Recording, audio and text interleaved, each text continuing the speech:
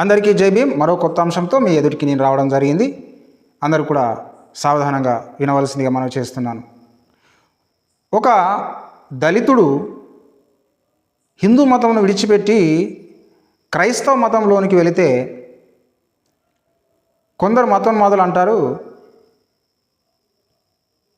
హిందూ మతము ఒక కన్నతల్లి వంటిది, కన్నతల్లిని విడిచి వేరే మతానికి పోవటము అమ్మను మార్చినట్టు అని చెప్పి ఎద్దేవా చేస్తుంటారు. వారు చెప్పినటువంటి ఈ మాటలో ఏమైనా సత్యం ఉన్నదా? ఎందుకనంటే తల్లి కుమారుణ్ణి కన్నప్పుడు లేదా పిల్లల్ని కన్నప్పుడు పిల్లల్నే కంటది, కానీ హిందువునో ముస్లింను లేదా క్రైస్తవునో కనదు. ఎందుకనంటే అమ్మ కన్నప్పుడు బొట్టు పెట్టుకొని రాడు, అమ్మ కన్నప్పుడు మరి ఒక ముస్లింగా టోపీ పెట్టుకొని రాడు. అలాగే క్రైస్తవుడైతే మెడలో సిలువేసుకొని కూడా రాడు.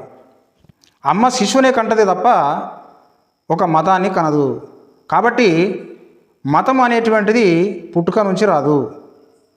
మరి మతం ఎప్పుడు వస్తుంది అని అంటే, ఒక వ్యక్తి లేదా ఒక శిశువు తాను ఊహ తెలిసినప్పటి నుంచి అతడు ఒక స్థాయికి వెళ్ళినాక తర్వాత తాను ఒక మతానికి సంబంధించిన అని చెప్పి తాను గ్రహించగలుగుతాడు.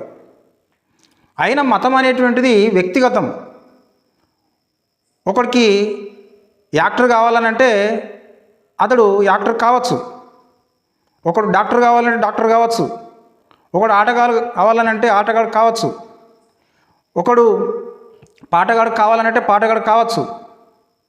అలాగే ఒక వ్యక్తి ఏదైనా మతం స్వీకరించవచ్చు, ఒక వ్యక్తి ఏదైనా ఒక మతాన్ని తృణీకరించవచ్చు లేదా వదిలేయచ్చు. అందరికీ తమకంటూ ఒక వ్యక్తిగతమైనటువంటి ఎన్నిక ఉంటుంది. కాబట్టి పర్సనల్ చాయిస్ కాబట్టి దాన్ని మనం కాదనడానికి వీల్లేదు.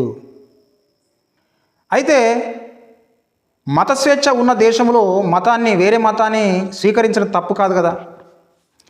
వాక్కు స్వాతంత్రం ఉన్నటువంటి దేశంలో, మత స్వేచ్ఛ ఉన్న దేశంలో ఎవరైనా ఈ యొక్క కాన్స్టిట్యూషన్ అనుగుణంగా మాట్లాడచ్చు, ఏదైనా మతాన్ని స్వీకరించవచ్చు. తనకు జీవించే హక్కు ఉన్నది కాబట్టి తాను నచ్చినట్టు జీవించవచ్చు. అయితే నువ్వు పలానా మతంలోనే ఉండాలి,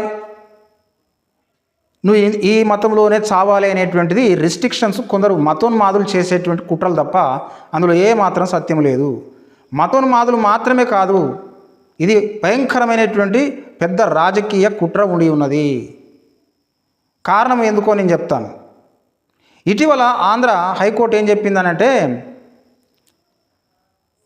ఈ యొక్క దళితుడు క్రైస్తవుడిగా మారిపోతే ఎస్సీ హోదా అతనికి ఉండదు, వర్తించదు అని చెప్పి తీర్పిచ్చింది. అంతేకాకుండా కోర్టు ఏం చెప్పిందనంటే, హిందూ మతంలో కులం ఉన్నది, అయితే క్రైస్తవ మతంలో కులము లేదు అని చెప్పడం జరిగింది. అంటే హిందూ మతంలో కులం ఉన్నది కాబట్టి హిందూ మతం ఏదైతే ఉన్నదో అది తల్లి కాదు అని చెప్పి తేల్చేస్తుండనమాట. ఎందుకనంటే ఇప్పుడు మతోన్మాదులు అంటున్నారు కదా తల్లి అని చెప్పి. ఎందుకంటే ఏదైనా ఒక తల్లి ఓ నలుగురు కుమారుని కంటే ఆ నలుగురు కుమారులను సమానంగా చూస్తుందా, లేకపోతే భేదాభిప్రాయంతో చూస్తుందా? పక్షపాతం వహించదు కదా.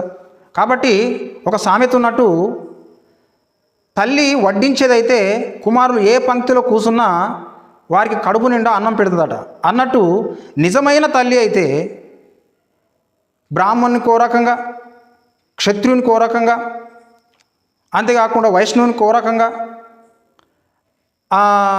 మరి శూద్రునికి ఓ రకంగా ప్రవర్తించదు, భేదం చూపదు, పక్షపాతం వహించదు, వివక్షగా చూడదు.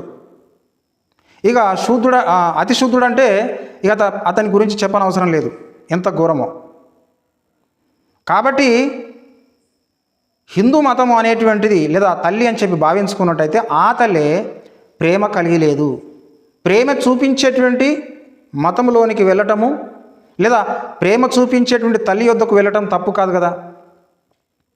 అందుకే చాలామంది హిందూ మతాన్ని వదిలిపెట్టి అనేకమైన అన్య మతాల్లోనికి వెళుతున్నారు. కొన్ని భారతీయ మతాలు ఉన్నాయి హిందూ మతం కాకుండా. అంతేకాకుండా మరి విదేశీ మతాలని చెప్తారు, కానీ మరి క్రైస్తవ మతము ఒకప్పుడు రాజ్యాంగం రాయబడక ముందే 2000 సంవత్సరాల క్రితం నుంచే భారతదేశంలో ఈ క్రైస్తవ మతం అనేది ఉన్నది. సరే, ఏది ఏమైనప్పటికీ ఈ యొక్క వివక్ష అనేటువంటిది మరి మన భారతదేశంలో మరి ముఖ్యంగా మరి హిందూ మతంలో ఉన్నది. అయితే మరి హిందూ మతంలో ఉంటేనేమో నీకు ఎస్సీ హోదా వర్తిస్తుంది, క్రైస్తవ మతంలోనికి పోతే ఎస్సీ హోదా ఎందుకు వర్తించదు? అసలు కులము మతము వేరు కదా. ఎందుకనంటే ఆ మతమే అందరిని సమానంగా చూస్తుందని చెప్తారు హిందూ మతము. ఆ మతంలోనే కులాలు సృష్టించారు. కాబట్టి ఒక వ్యక్తి హిందూ మతంలో ఉన్నా క్రైస్తవ మతంలో ఉన్నా ఆ వ్యక్తి ఇక్కడ మూల నివాస కాదా, ఇక్కడ పుట్టాడా లేదా, అతడు కులమును బట్టి వివక్షకు గురయ్యాడా లేదా, అతని సామాజిక ఆర్థిక పరిస్థితులకు ప్రభావితుడై వెనుకబడిపోయాడా లేదా అని చెప్పి ఆలోచించి అతనికి న్యాయం చేయాలి తప్ప, అతనికి రిజర్వేషన్స్ వర్తింపజేయాలి తప్ప తీసేయడం ద్వారా ఒకవేళ క్రైస్తవ మతంలోనికి వెళ్ళినా కానీ కూడా అగ్రవర్ణాల వారు, అగ్ర కులస్తులు ఇతనికి వివక్ష చూపరని చెప్పి ఎవరైనా గ్యారంటీ ఇవ్వగలరా? అదే వివక్ష గురైనప్పుడు ఈ ప్రభుత్వము లేకపోతే ఈ కోర్టు ఏం చేస్తుంది, లేకపోతే ఏ రకమైనటువంటి హామీలు లేకపోతే ఏ రకమైనటువంటి భరోసా ఇవ్వగలుగుతుంది అని అంటే ఏ రకమైన భరోసా లేదు. అంటే ఇది ఒక రకంగా చెప్పినట్టయితే అతడు క్రైస్తవ మతం పుచ్చుకోవద్దని చెప్పినట్టు అవుతుంది. అంటే మన భారత రాజ్యాంగం ప్రకారంగా మత స్వేచ్ఛ ఉంటే దానికి అడ్డుకట్ట వేసినట్టు అవుతుంది. అంటే మనం రాసుకున్న రాజ్యాంగమే మనమే పాడు చేసుకుంటున్నాం. అసలు ఈ యొక్క వ్యక్తి యొక్క ఆర్థిక పరిస్థితిని బట్టి అతనికి రిజర్వేషన్ కల్పిస్తే అతడు నిలదొక్కుని అతడు అన్ని విషయాల్లో స్థిరత్వం పొంది అతడు పైకి ఎదగలుగుతాడు. అప్పుడు ఈ భారత రాజ్యాంగం రాసుకున్నటువంటి లక్ష్యం ఏదైతే ఉన్నదో నెరవేరుతుంది.